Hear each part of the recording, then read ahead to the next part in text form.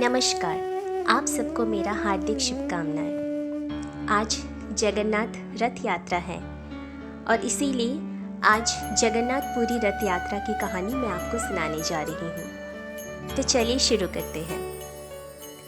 उड़ीसा के पुरी में स्थित जगन्नाथ जी का मंदिर समस्त दुनिया में प्रसिद्ध है। यह मंदिर हिंदुओं के चारों धामों के तीर्थों में से एक है। कहते हैं मरने से पहले हर हिंदू को चारों धाम की यात्रा करनी चाहिए, इससे मोक्ष की प्राप्ति होती है। जगन्नाथपुरी में भगवान विष्णु के अवतार कृष्ण का मंदिर है, जो बहुत विशाल और कई सालों पुराना है। इस मंदिर में लाखों भक्त हर साल दर्शन के लिए जाते हैं। इस जगह का एक मुख्य आकर्षण जगन्नाथपुरी की रथ यात्रा भी है। यह रथ यात्रा किसी त्योहार से कम नहीं होता। इसे पुरी के अलावा देश व विदेश के कई हिस्सों में भी निकाला जाता है। जगन्नाथ जी की रथ यात्रा हर साल आषाढ़ माह जुलाई महीने के शुक्ल पक्ष के दूसरे दिन निकाली जाती है। इस साल ये 1 जुलाई 2022 यानी कि आज निकाली जा रही है। रथ यात्रा का महोत्सव 10 दिन का होता है, जो शुक्ल पक्ष की 11 के दिन समाप्त हो जाती है। इस दौरान पुरी में लाखों की संख्या में लोग पहुंचते हैं और इस महा आयोजन का हिस्सा बनते हैं। इस दिन भगवान श्री कृष्ण, उनके भाई बलराम व बहन सुभद्रा को रथ में बिठाकर गुंडीचा मंदिर ले जाया जाता है। तीनों रथों को भव्य रूप से सजाया जाता है, जिसकी तैयारी महीनों पहले से शुरू हो जाती है। इस रथ यात्रा से जुड़ी बहुत सी कथाएं हैं, जिसके कारण इस महोत्सव का आयोजन होता है। कुछ लोग का मानना है कि कृष्ण की बहन सुभद्रा अपनी मायके आती है और अपने भाइयों के साथ नगर भ्रमण करने की इच्छा व्यक्त करती है। तब कृष्ण बलराम सुभद्रा के साथ रथ में सवार होकर नगर घूमने जाते हैं। इसी के बाद से रथ यात्रा का पर्व शुरू हुआ। इसके अलावा कहते हैं गुंडीचा मंदिर में स्थित देवी कृष्ण की मासी है, जो तीनों को अपने घर आने का निमंत्रण देती है। कृष्ण बलराम सुभद्रा के साथ अपनी मासी के घर 10 दिन के लिए रहने जाते हैं। श्री कृष्ण के मामा कंस उन्हें मथुरा बुलाते हैं। इसके लिए कंस गोकुल में सारथी के साथ रथ भिजवाता है। कृष्ण अपने भाई बहन के साथ रथ में सवार होकर मथुरा जाते हैं, जिसके बाद से रथ यात्रा का पर्व की शुरुआत हुई। कुछ लोगों का मानना है कि इस दिन श्री कृष्ण कंस का वध करके बलराम के साथ अपनी प्रजा को दर्शन देने के लिए बलराम के साथ मथुरा में रथ यात्रा करते हैं। कृष्ण की रानियां माता रोहिणी से उनकी रासलीला सुनने को कहती है। माता रोहिणी को लगता है कि कृष्ण की गोपियों के साथ रासलीला के बारे में सुभद्रा को नहीं सुनना चाहिए, इसीलिए वो उसे कृष्ण बलराम के साथ रथ यात्रा के लिए भेज देती है। तभी वहां नारद जी प्रकट होते हैं। तीनों को एक साथ देखकर प्रसन्नचकित हो जाते हैं और प्रार्थना करते हैं कि इन तीनों को ऐसे ही दर्शन हर साल होते रहें। उनकी यह प्रार्थना सुन ली जाती है और रथ यात्रा के द्वारा इन तीनों के दर्शन सबको होते रहते हैं। जगन्नाथ मंदिर से जुड़ा इतिहास। कहते हैं श्री कृष्ण की मौत के पश्चात जब उनके पार्थिव शरीर को द्वारिका लाया जाता है, तब बलराम अपने भाई की मृत्यु से अत्यधिक दुखी होते हैं।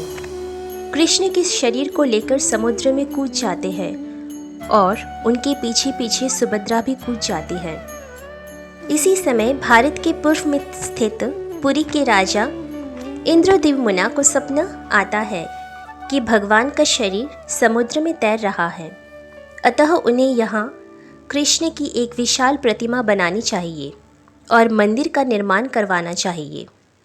उन्हें स्वप्न में देवदूत बोलते हैं कि कृष्ण के साथ बलराम सुभद्रा की लकड़ी की प्रतिमा बनाई जाए और श्री कृष्ण की अस्थियों को उनकी प्रतिमा के पीछे छेद करके रख दिया जाए। राजा का सपना सच हुआ। उन्हें कृष्ण की अस्थियां मिल गई, लेकिन अब वह सोच रहा था कि इस प्रतिमा का निर्माण कौन करेगा। माना जाता है कि शिल्पकार भगवान विश्वकर्मा एक बढ़ई के रूप में प्रकट होते हैं और मूर्ति का कार्य शुरू करते हैं। कार्य शुरू करने से पहले वो सभी से बोलते हैं कि उन्हें काम करते वक्त परेशान नहीं किया जाना चाहिए, नहीं तो वो बीच में ही काम छोड़कर चले जाएंगे। कुछ महीने हो जाने के बाद मूर्ति नहीं बन पाती है, तब उतावली के चलते राजा इंद्रद्युम्न बढ़ई के रूप में दरवाजा खोल देते हैं। ऐसा होता है कि भगवान विश्वकर्मा गायब हो जाते हैं। मूर्ति उस समय पूरी नहीं बन पाती है, लेकिन राजा ऐसे ही मूर्ति को स्थापित कर देता है। वो सबसे पहले मूर्ति के पीछे भगवान श्री कृष्ण की अस्थियां रखते हैं और फिर मंदिर में विराजमान कर देते हैं। एक राजस्वी जुलूस 3 विशाल रथों में भगवान श्री कृष्ण, बलराम और सुभद्रा का हर साल मूर्तियों के साथ निकाला जाता है। भगवान कृष्ण, बलराम और सुभद्रा की प्रतिमा हर 12 साल के बाद बदली जाती है। जो नई प्रतिमा रहती है वह भी पूरी बनी हुई नहीं रहती है। जगन्नाथपुरी का यह मंदिर एकलौता ऐसा मंदिर है जहां 3 भाई बहन की प्रतिमा एक साथ रखी जाती है और उनकी पूजा अर्चना की जाती है।